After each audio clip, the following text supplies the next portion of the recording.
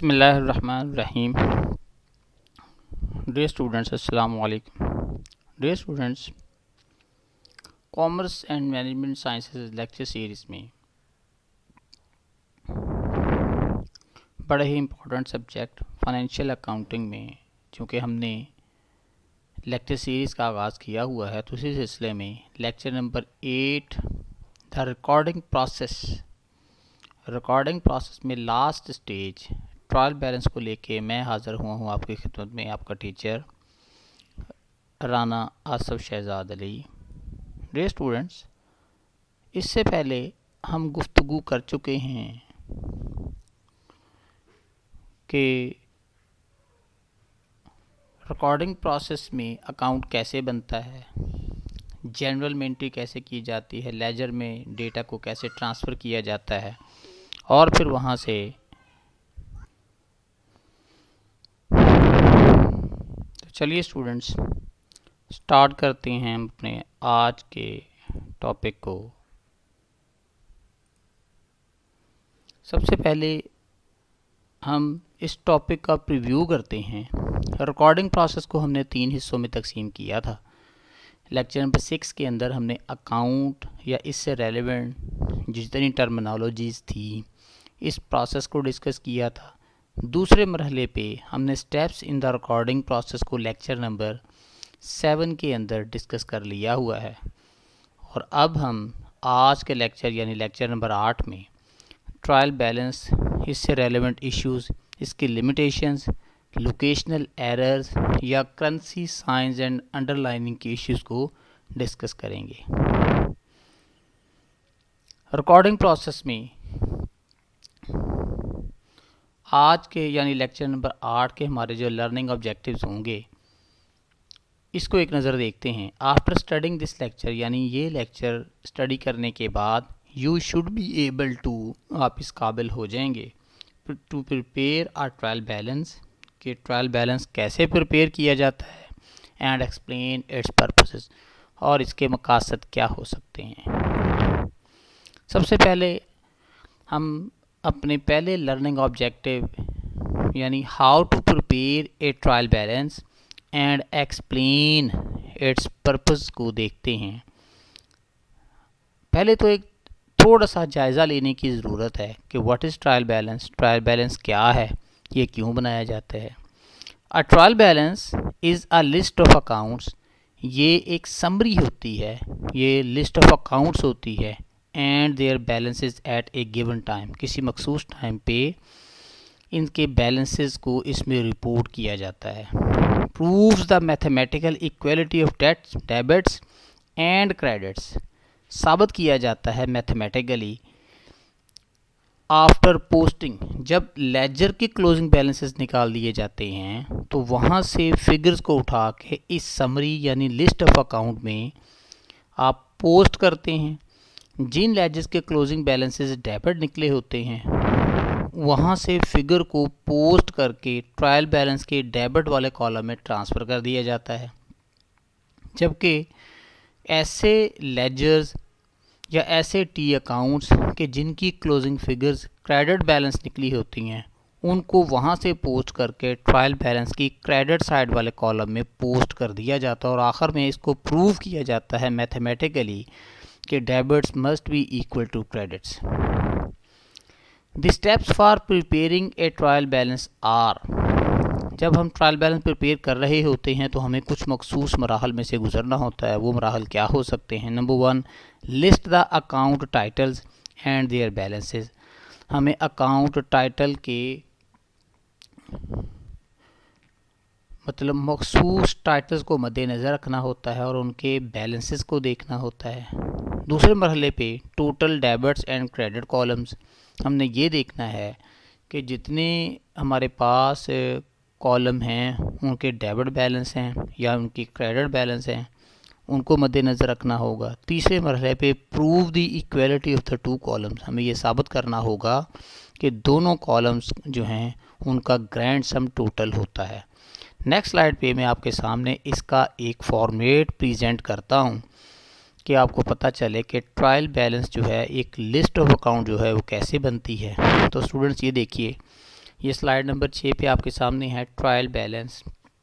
सबसे पहले ऊपर इसका नेम लिखा जाता है, इसके नीचे उस कंपनी का हवाला होता है और उसके नीचे जिस पीरियड के लिए ये समरी या लिस्ट ऑफ अकाउंट प्रिपेयर की जाती है यानी ट्रायल बैलेंस प्रिपेयर किया जाता है उसको रिपोर्ट किया जाता है।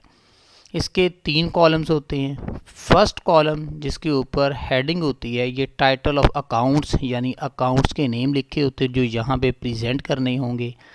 दूसरा कॉलम इसकी हेडिंग डेबिट होती है और तीसरे कॉलम की हेडिंग क्रेडिट होती है। यानी जैसा कि मैंने पहले पिछली स्लाइड पे बात की कि जब हम मुख्तलिफ लेजर्स को क्लोज़ करते हैं, उनकी क्लोजिंग फिगर्स कैलकुलेट करते हैं, तो जिन बैलेंसेस की क्लोजिंग फिगर डेबिट होती है उसको इस डेबिट वाले कॉलम में शिफ्ट कर दिया जाता है, जबकि जिन लेजर्स की या टी अकाउंट्स की बैलेंसिंग फिगर क्रेडिट होती है इसको इस क्रेडिट वाले कॉलम में शिफ्ट कर दिया जाता है। नॉर्मली स्टूडेंट्स आप सभी जानते हैं कि एसेट्स एक्सपेंसेस के क्लोजिंग बैलेंसेस डेबिट होते हैं, तो यहाँ पे आप लोकेट कर लेंगे। ये मैंने एक इमेजिनरी आपके सामने ट्रायल बैलेंस बनाया है, ये फुल एंड फाइनल फिगर्स नहीं है जो यहाँ रिपोर्ट होती हैं।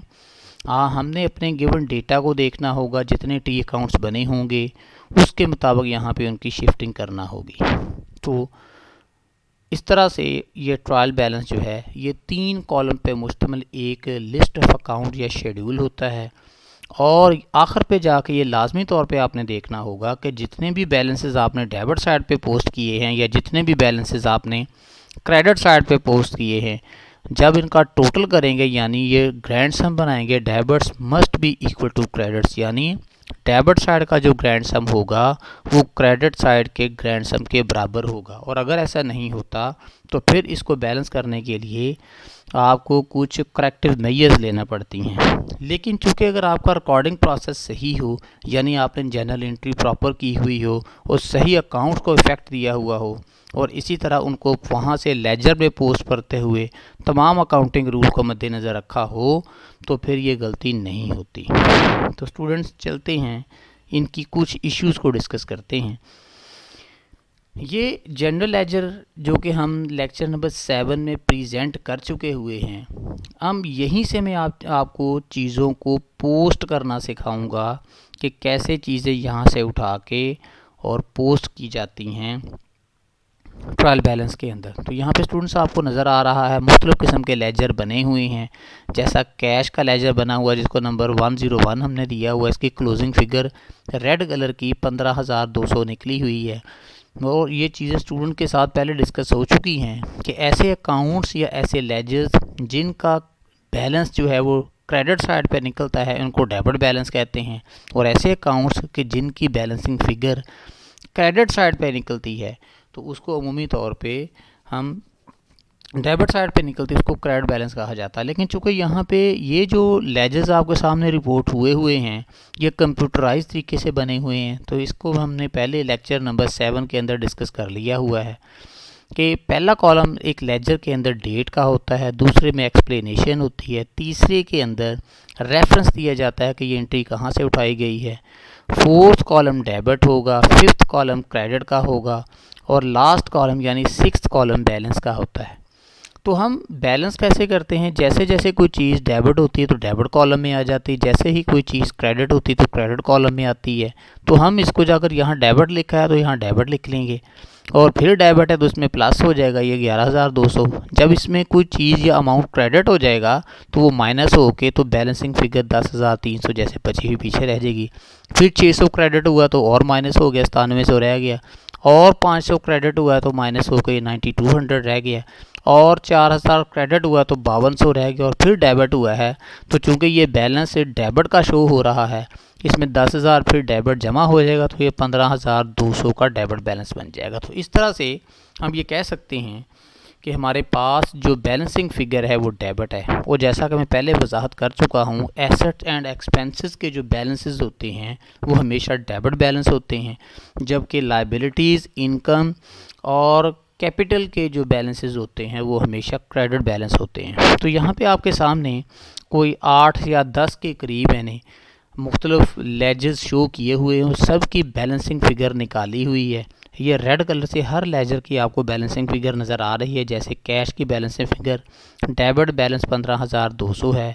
सप्लाईज़ की डेबिट आपके पास क्लोजिंग फिगर जो है वो 2500 से नज़र आ रही है रेड कलर से। प्रीपेड इंश्योरेंस का जो बैलेंस है वो 600 डेबिट बैलेंस नज़र आ रहा है। इक्विपमेंट एक एसेट है, इसका बैलेंस भी डेबिट होता है। इसका अकाउंट नंबर भी यहाँ पे मेंशन किया हुआ है, इसके भी डेबिट बैलेंस है 5000 से है। नोट्स पे एबल का बैलेंस जो है ये क्रेडिट होता है, चूँकि नोट्स पे एबल एक लाइबिलिटी होती है। अकाउंट पेबल जो है लेजर नंबर 201 का, इसका बैलेंस 2500 है, और चूँकि अकाउंट पेबल एक लाइबिलिटी है तो ये क्रेडिट बैलेंस है। अनअर्न्ड सर्विस रेवेन्यू, ये एक रेवेन्यू होता है, मैंने शुरू में बताया कि इसका बैलेंस भी क्रेडिट होता है, तो यहाँ पे 1200 आपको नज़र आ रहा है। शेयर कैपिटल जो भी एक लाइबिलिटी होती है यानी लाइक लाइबिलिटी, तो इसका बैलेंस भी क्रेडिट होता है, ये 10,000 का क्रेडिट बैलेंस है। इस तरह से डिविडेंड जो है ये एक फाइनेंसिंग एक्टिविटी होती है, इसका बैलेंस डेबिट होता है, 500 का आपको नज़र आ रहा है। सर्विस रेवेन्यू यानी अकाउंट नंबर 400, ये क्रेडिट बैलेंस आपको 10,000 नज़र आ रहा है। सैलरीज एंड वेजेस एक्सपेंस, ये खर्चे हैं, खर्चों के बैलेंसेस हमेशा डेबिट होते हैं, तो ये डेबिट 4000 नज़र आ रहा है। और रेंट एक्सपेंस जो है ये भी डेबिट है 900 से। तो इस तरह से मैंने मुख्तलिफ़ किस्म के लेजर आपके सामने प्रेजेंट किए, जिसको कि हम लेक्चर नंबर 7 में भी डिस्कस कर चुके हैं। तो अब हम इनको इन्हीं के बैलेंसेस को जैसे जैसे ये डेबिट या क्रेडिट हैं, इसको ट्रायल बैलेंस की डेबिट या क्रेडिट साइड पे पोस्ट कर देंगे। और जैसा कि मैंने पिछली स्लाइड पे वजाहत की है कि जो आपका ट्रायल बैलेंस है ये एक लिस्ट या एक समरी होती है कि जिसमें पहला कॉलम जो है इसमें अकाउंटिंग टाइटल को लिखा जाता है, दूसरे कॉलम के अंदर डेबिट अमाउंट्स को लिखा जाता है, तीसरे कॉलम के अंदर क्रेडिट अमाउंट्स को लिखा जाता है। तो ये आपके सामने एक ट्रायल बैलेंस की शक्ल सामने आ जाएगी। ये कंपनी का नेम है जिसके लिए ट्रायल बैलेंस प्रिपेयर किया जाता है। नीचे फिर ट्रायल बैलेंस लिखा हुआ है, देन उसका पीरियड मेंशन किया गया है कि जैसे जैसे जिस पीरियड के लिए हमने ट्रायल बैलेंस प्रिपेयर करना होता है उसकी हम रिपोर्टिंग करते हैं। तो इस तरह से स्टूडेंट्स हमने देखा कैश एक एसेट है, इसका बैलेंस डेबिट होता है तो हम डेबिट वाले कॉलम में पोस्ट कर देंगे। सप्लाईज स्टॉक को कहते हैं, इसका बैलेंस डेबिट होता है, इसको डेबिट वाले कॉलम में पोस्ट कर देंगे। प्रीपेड इंश्योरेंस ये एक एसेट होता है, एसेट का बैलेंस हमेशा डेबिट होता है, 600 इसको डेबिट में शिफ्ट कर देंगे। जैसा कि पीछे लेजर्स में इनके क्लोजिंग फिगर्स जो है वो मेंशन की हुई हैं। नोट्स पेएबल एक लाइबिलिटी होती है, इसको 5000 को क्रेडिट साइड पे पोस्ट कर देंगे। इसी तरह इक्विपमेंट्स हैं, इक्विपमेंट फिक्स एसेट्स होते हैं, इसका बैलेंस डेबिट होता है, इसको डेबिट साइड पे पोस्ट करेंगे। अनअर्न्ड सर्विस रेवेन्यू एक लाइबिलिटी है, यानी आप इसको इनकम कह सकते हैं, तो इनकम का बैलेंस हमेशा क्रेडिट होता है। शेयर कैपिटल ऑर्डिनरी, ये आपका शेयर होल्डर फंड होगा जो कि एक लाइबिलिटी के तौर पे ही यहाँ प्रेजेंट किया जाता है। तो लाइबिलिटी जब बढ़ती हैं तो क्रेडिट होती है, उनका बैलेंस क्रेडिट ही निकलता होता है। डिविडेंड एक फाइनेंसिंग एक्टिविटी, इसका बैलेंस डेबिट था तो हमने डेबिट कॉलम में पोस्ट कर दिया। सर्विस रेवेन्यू एक इनकम होती है, इसका बैलेंस क्रेडिट होता तो हमने इसको क्रेडिट साइड पे पोस्ट कर दिया। सैलरीज एंड वेजेस एक्सपेंसेस जब भी बढ़ते हैं तो डेबिट होते हैं, और वैसे भी इनके लेजर का जो बैलेंस है वो हमेशा डेबिट निकलता होता है, हमने इसको डेबिट साइड पे पोस्ट कर दिया। और इसी तरह रेंट एक्सपेंस एक ख़र्चा है, इसका जो क्लोजिंग फिगर है वो हमेशा डेबिट बैलेंस होती है, तो हमने इसको डेबिट साइड पे पोस्ट कर दिया। तो स्टूडेंट जैसा कि हमने शुरू में बात की कि जब तमाम पोस्टिंग कंप्लीट हो जाती हैं तो इस चीज़ को मद्देनज़र रखा जाता है कि दो कॉलम जिनमें अमाउंट हमने पोस्ट किए हैं यानी डेबिट कॉलम और क्रेडिट कॉलम, इन दोनों का टोटल किया जाता है, जो कि यहाँ पे 28,700 नज़र आ रहा है। तो और ये बराबर है, और हमने ये शर्त शुरू में बताई थी कि जब ये दोनों कॉलम का टोटल कर लिया जाएगा तो इनका ग्रैंड सम हमेशा बराबर होना चाहिए। तो इस तरह से ट्रायल बैलेंस बनाने की शर्त पूरी हो जाती है, यानी ये एक ऐसी समरी या लिस्ट ऑफ अकाउंट्स होती है कि जितने भी ट्रांजैक्शन के अंदर जितने अकाउंटिंग टाइटल यूज़ हुए होते हैं हमने उन सब के लेजर्स ओपन करने होते हैं, उनकी क्लोजिंग फिगर निकालनी होती है, और उन क्लोजिंग फिगर्स को इस लिस्ट ऑफ अकाउंट के अंदर या इस समरी ऑफ अकाउंट के अंदर शिफ्ट कर देना होता है with their balances, either debit balances और क्रेडिट बैलेंसेस। और जब एंड पे इसको टोटल किया जाता है तो दोनों साइडों का टोटल जो है वो बराबर होना ज़रूरी है। लिमिटेशंस क्या होती हैं ट्रायल बैलेंस की? ट्रायल बैलेंस में बैलेंस इवन व्हेन, यानी हम कह सकते हैं कि ट्रायल बैलेंस हर सूरत में बराबर होता है इवन के a transaction is not generalized, यानी कोई बिज़नेस का ऐसा मामला जो वकूफ़ पज़ीर हुआ हो और उसकी जर्नल एंट्री ना पास हुई हो, तो डेफिनेट सी बात है कि दोनों तरफ इसकी एंट्री कोई नहीं हुई होगी, यानी डेबिट भी नहीं हुई होगी तो क्रेडिट भी नहीं हुई होगी। अगर दोनों चीज़ें ही नहीं हुई तो इसका मतलब है कि ट्रायल बैलेंस फिर भी टैली है। Number 2, a correct journal entry is not posted. एक सही जर्नल एंट्री यानी कोई ऐसी बिजनेस ट्रांजैक्शन थी कि जिसको आपने सही रिकॉर्ड किया हुआ था लेकिन उसको पोस्ट नहीं किया, तो फिर भी ट्रायल बैलेंस, चूँकि एक चीज़ अनरिकॉर्डेड रही है, आपके रिकॉर्ड में आ ही नहीं सकी। नंबर 3, आज journal entry is posted twice. बाज़ औक़ात ऐसे भी होता है कि एक जर्नल एंट्री को आप 2 दफ़ा इंटर कर देते हैं, लेकिन चूँकि उसके दोनों ही इम्पैक्ट डेबिट में और क्रेडिट में सही जा चुके होते हैं, तो उस सूरत में भी ट्रायल बैलेंस टैली ही होता है, एक दूसरे के इक्वल होता है, यानी debits must be equal to credits. Number 4, incorrect accounts are used in journalizing or posting. बाज़ औक़ात आप चीज़ों की पहचान नहीं कर पाते, जब आप जनरल एंट्री पास करते हैं तो रॉन्ग इफ़ेक्ट दे देते हैं, यानी अमाउंट को रॉन्ग लिख दिया जाता है या रॉन्ग अकाउंट्स के अंदर आप उसको पोस्ट कर देते हैं, तो इस सूरत में भी आपका ट्रायल बैलेंस टैली ही रहता है। ऑफसेटिंग एरर्स, जितने भी एरर्स हो चुके होते हैं उनको बराबर किया जाता है। Are made in recording the amounts of a transaction, यानी अगर हमने किसी अमाउंट को फ़र्ज़ करें फर्नीचर में नोट करना था, वहाँ नोट नहीं किया, बिल्डिंग में नोट कर दिया है, तो है तो एसेट ही और डेबिट साइड पे करेक्टली एंटर हो गया है। ओनली गलती ये हुई है कि आपने रॉन्ग अकाउंट को इसका इफेक्ट दे दिया है, तो इस सूरत में भी ट्रायल बैलेंस टैली ही होता है। तो यहाँ पे जो इंटरनेशनल फेडरेशन ऑफ अकाउंटेंट्स एक रूल ऑफ लॉ देती है, और वो क्या है, यानी एथिक नोट है कि जब कोई हम गलती करते हैं, an error is the result of an unintentional mistake, कि जब कोई गलती होती है तो वो एक गैर इरादी गलती भी मानी जा सकती है, यानी कोई ऐसा एरर हो जाए जिसमें आपकी नीयत शामिल ना हो तो उसको एरर कहते हैं। It is neither ethical nor unethical. इसके मतलब हम ये नहीं कह सकते कि ये अखलाकी है या गैर अखलाकी है। हाँ, दूसरी सूरत में एन इरेगुलरिटी, अगर कोई इरेगुलरिटी हो जाए, यानी आप इंटेंशनल एरर करते हैं, इंटेंशनली किसी चीज़ को मिस रिप्रेजेंट करते हैं या रिपोर्ट नहीं करते या रिकॉर्ड नहीं करते, तो इस चीज़ के मतलब हम कह सकते हैं कि ये आपका एक्ट जो है ये अनएथिकल है। तो ये चीज़ जो लिमिटेशंस हैं ट्रायल बैलेंस की, स्टूडेंट्स के नॉलेज में होना बहुत ज़रूरी है। Currency signs and underlining. Currency signs क्या होते हैं? Do not appear in journals or ledgers. Currency के साइन जैसे डॉलर का साइन होता है, पाउंड स्टर्लिंग का साइन होता है, पाक रुपी का आरएस का साइन होता है, तो इनको अमूमी तौर पे लेजर्स के अंदर शो नहीं किया जाता, लेकिन हेडिंग के ऊपर ज़रूर शो कर दिया जाता है।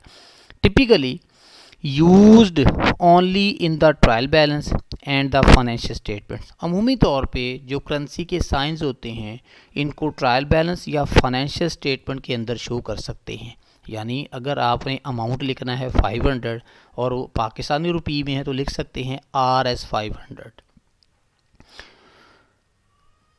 Currency sign shown only for the first item in the column and for the total of that column। यानी अगर एक कॉलम के अंदर 10 एंट्रीज की हुई हैं या 10 लेजेस को प्रेजेंट किया हुआ है, उनके अमाउंट लिखे हुए हैं, तो सिर्फ पहले बैलेंस के साथ आप करेंसी का साइन शो करेंगे, बाकी 9 के साथ नहीं करेंगे। और इसी तरह से जो इस 10 अकाउंटिंग बैलेंसेस का टोटल होगा तो उसके साथ भी करेंसी साइन शो किया जा सकता है। ये ज़रूरी नहीं होता कि हर अमाउंट जो डेबिट वाले कॉलम में या क्रेडिट वाले कॉलम में पोस्ट किया जाए उसके साथ करेंसी का साइन भी लिखा जाए। Underlining, a single line is placed under the column of figures to be added or subtracted.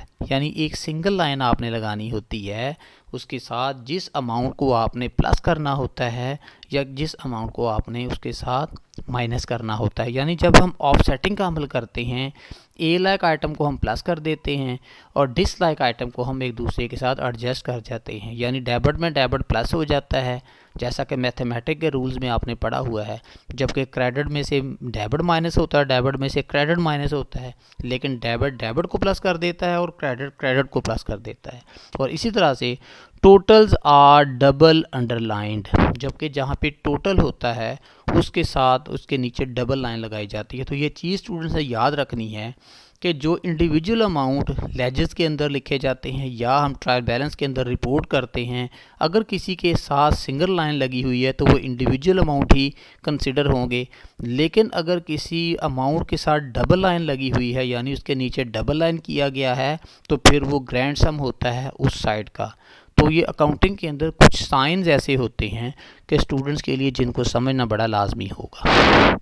तो स्टूडेंट्स अब एक छोटा सा क्वेश्चन हम करते हैं। यहाँ पे एक डेटा मैंने आपके सामने प्रेजेंट किया हुआ है, इसके मुताबिक हम इसमें से अपनी चीज़ें पिक करके अकाउंटिंग टाइटल को पिक करके अपना ट्रायल बैलेंस प्रिपेयर करेंगे। The following accounts come from the ledger of Snow Go Company Limited at December 31, 2017 Japanese yen in 1000। ये जो करेंसी का साइन आपको साथ में नज़र आ रहा है ये येन का है जो कि जापानी करेंसी है। पहले मैं इसकी वजाहत कर देता हूँ कि जितने भी अकाउंटिंग टाइटल्स हैं उनकी नेचर क्या और उनके अमाउंट्स क्या हैं। अकाउंट नंबर 157 में है इक्विपमेंट, ये 88,000 येन है, ये एक फिक्स एसेट होता है। डिविडेंड एक फाइनेंसिंग एक्टिविटी है 8,000 का। देखें यहाँ पे स्टूडेंट्स आपको नज़र आ रहा है कि सिर्फ फर्स्ट कॉलम के फर्स्ट अमाउंट के साथ मैंने करेंसी का साइन शो किया है, बाकी किसी के साथ करेंसी का साइन शो नहीं है। इसी तरह इस साइड पे अगर हम देखते हैं तो फर्स्ट अमाउंट के साथ करेंसी का साइन शो किया गया, बाकी किसी के साथ नहीं है। तो ये चीज़ हम पिछली स्लाइड में डिस्कस कर चुके हैं।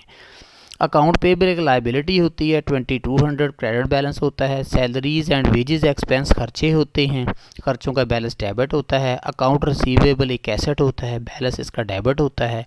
सर्विस रेवेन्यू एक क्रेडिट एक्टिविटी होती है, इसका बैलेंस क्रेडिट होता है। इसको ट्रायल बैलेंस की क्रेडिट साइड पे पोस्ट करेंगे। शेयर कैपिटल आपका रिजर्व होता है, इसको क्रेडिट साइड पे पोस्ट करेंगे। सैलरीज एंड वेजेस पेएबल एक लाइबिलिटी है, इसको क्रेडिट साइड पे पोस्ट करेंगे। नोट्स पेएबल एक लाइबिलिटी होती है, इसको भी क्रेडिट साइड पे पोस्ट करेंगे। यूटिलिटी एक्सपेंसेस ये खर्चे होते हैं, इनको डेबिट साइड पे पोस्ट करेंगे। प्री पेड इंश्योरेंस ये एसेट होते हैं, इसका बैलेंस डेबिट होता है, इसको डेबिट साइड पे पोस्ट करेंगे। और कैश एक एसेट होता है, एसेट का बैलेंस हमेशा डेबिट होगा, इसको डेबिट साइड पे पोस्ट करेंगे। तो स्टूडेंट जैसा कि मैंने इसकी वजाहत कर दी है, अगले पेज पे जैसे मैंने कहा कि इनको डेबिट को डेबिट साइड पे पोस्ट कर दें, क्रेडिट को क्रेडिट साइड पे पोस्ट कर दें, तो हम वन बाय वन को किए जाते हैं। सबसे पहले कैश है, इसका बैलेंस डेबिट होता है, डेबिट वाले कॉलम में आ जाएगा। फिर अकाउंट रिसीवेबल है, इसका बैलेंस भी डेबिट होता है, इसको डेबिट वाले कॉलम में लिख देंगे। प्री पेड इंश्योरेंस एक एसेट होता है, इसको भी डेबिट वाले कॉलम में लिखेंगे। इक्विपमेंट एक फिक्स एसेट है, इसका बैलेंस भी डेबिट होता है, तो इसको डेबिट वाले कॉलम में पोस्ट कर देंगे। नोट्स पेएबल एक लाइबिलिटी होती है, इसका बैलेंस क्रेडिट होता है, इसको क्रेडिट वाले कॉलम में आप पोस्ट कर देंगे। अकाउंट पेएबल भी एक करंट लाइबिलिटी होती है, इसका बैलेंस भी क्रेडिट होता है, तो क्रेडिट वाले कॉलम में शिफ्ट कर देंगे। सैलरीज एंड वेजेस पेएबल ये भी एक लाइबिलिटी है, इसका बैलेंस क्रेडिट होता है, तो इसी वजह से इसको क्रेडिट साइड पे पोस्ट कर देते हैं। शेयर कैपिटल आपका शेयर होल्डर फंड होता है, लाइबिलिटी के तौर पर ट्रीट होता है, तो इसको भी क्रेडिट साइड पे पोस्ट करेंगे क्योंकि इसके लेजर में इसका क्लोजिंग फिगर जो है वो क्रेडिट बैलेंस होती है। डिविडेंड एक फाइनेंसिंग एक्टिविटी है, फाइनेंसिंग के मतलब जितने भी मामलात होते हैं उसके तहत आ सकते हैं। यानी डिविडेंड किसी कंपनी के शेयर होल्डर को एनुअल प्रॉफिट की सूरत में जो हिस्सा दिया जाता है उसे कहते हैं, इसका बैलेंस डेबिट होता है, तो डेबिट साइड पे पोस्ट करेंगे। सर्विस रेवेन्यू एक इनकम होती है, आमदन होती है, आमदन का बैलेंस हमेशा क्रेडिट होता है, तो इसको क्रेडिट वाले कॉलम में पोस्ट करेंगे। यूटिलिटीज़ एक्सपेंसेस जो हैं वो खर्चे होते हैं, खर्चों का बैलेंस हमेशा डेबिट होता है, तो इसको डेबिट वाले कॉलम में पोस्ट करेंगे। और इस तरह से salaries and wages expenses debit balances होते हैं, तो उनको डेबिट साइड पे पोस्ट करेंगे। जब हमने एक दफ़ा इन सब को पोस्ट कर दिया डेबिट और क्रेडिट में, तो लास्ट स्टेज जो हमारी होगी, हमने डेबिट साइड का भी टोटल करना है, क्रेडिट कॉलम का भी टोटल करना है, और इनको बराबर भी होना चाहिए। तो वन बाय वन जब हम जमा करते जाएंगे कैलकुलेटर पे, तो इन दोनों का जो बैलेंसिंग फिगर होगी, डेबिट में भी 1,58,000 डेबिट आएगा, जबकि क्रेडिट पे 1,58,000 क्रेडिट आएगा। तो इस तरह से स्टूडेंट्स हमारा आज का लेक्चर ख़त्म हुआ कि जिसमें हमने ट्रायल बैलेंस को डिस्कस किया, उसके लिमिटेशंस को देखा, उसके कुछ कवानीन की बात की और उनकी बेसिक्स को डिस्कस किया, और एथिकल नोट की भी वजाहत की कि कौन सा एरर कंसिडर होता है। यानी अनइंटेंशनल एरर जो है उसकी इजाज़त भी होती है, उसको करेक्ट भी किया जा सकता है, लेकिन जिस चीज़ को अनइंटेंशनल आप करते हैं तो वो एरर कंसिडर नहीं होता। जबकि दूसरी तरफ अगर किसी एरर को, किसी प्रेजेंटेशन को, किस चीज़ की रिपोर्टिंग को आप इंटेंशनली मिस करते हैं, जानबूझ के गलती करते हैं, तो उसको अनएथिकल कंसीडर किया जाता है। तो स्टूडेंट्स, इसके साथ ही हमारा आज का लेक्चर जो कोई ट्रायल बैलेंस से रेलिवेंट था ख़त्म हुआ। नए लेक्चर के साथ दोबारा आपकी खिदमत में हाज़िर होंगे। तब तक के लिए इजाज़त दीजिए। अल्लाह हाफिज़।